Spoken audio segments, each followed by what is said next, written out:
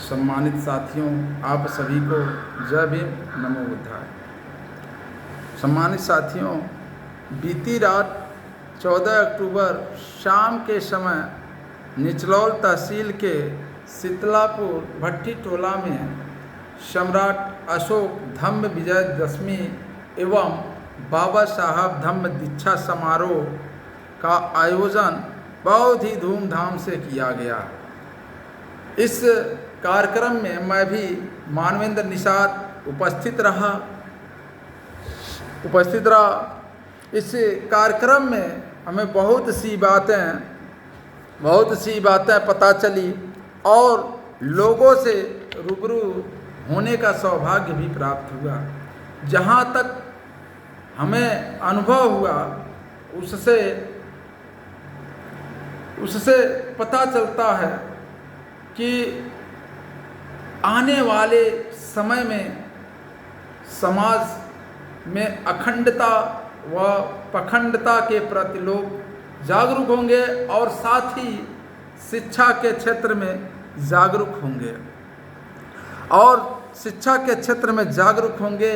और यह जागरूक एक दिन समाज में नई परिवर्तन के दिशा में क्रांति लाएगी। यह भरोसा है, विश्वास भी है, क्योंकि जिस प्रकार विश्व विजेता सम्राट अशोक ने अपना अस्त्र शस्त्र छोड़ कर के बौद्ध धर्म अपनाया और जिस प्रकार से बाबा साहब इस बहुत बड़े देश को एक संविधान दिया, देश चलाने के लिए सभी की हिस्सेदारी दी, सभी को एक अधिकार दिलाया।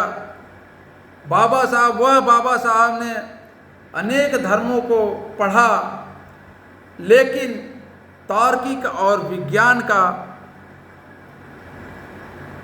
उन्होंने विश्लेषण किया और उन्होंने पाया कि विज्ञान पर आधारित है बौद्ध धर्म और विज्ञान पर आधारित होने के कारण बाबा साहब ने बौद्ध धर्म अपनाया।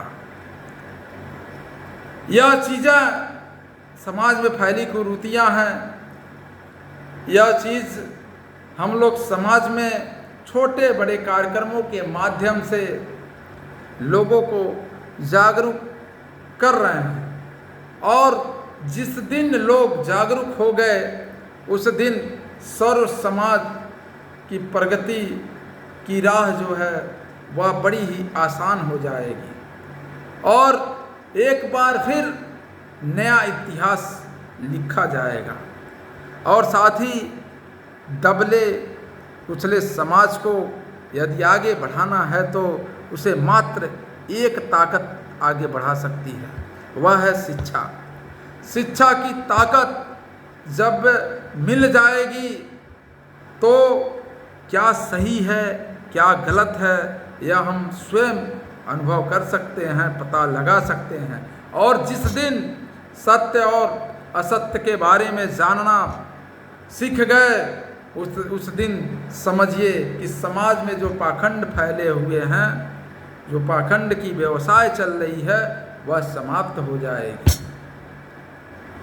ज़्यादा कुछ न कहते हुए हम समाज से चाहेंगे, जो पिछड़े समाज के लोग हैं, जो एससी समाज के लोग हैं, जो दलित वर्ग हैं, जो भी बाबा साहब को मानने वाले हैं, वह सभी लोगों से हम कहना चाहेंगे कि आप शिक्षित बनिए, अपने आप को समझिए और बाबा साहब के द्वारा दिए गए अधिकारों को जानिए, तब जाकर के इस जीवन में तरक्की हम लोग कर सकते हैं। इन्हीं बातों के साथ हम अपनी वाणी को विराम देते हैं। जय भीम, जय भारत।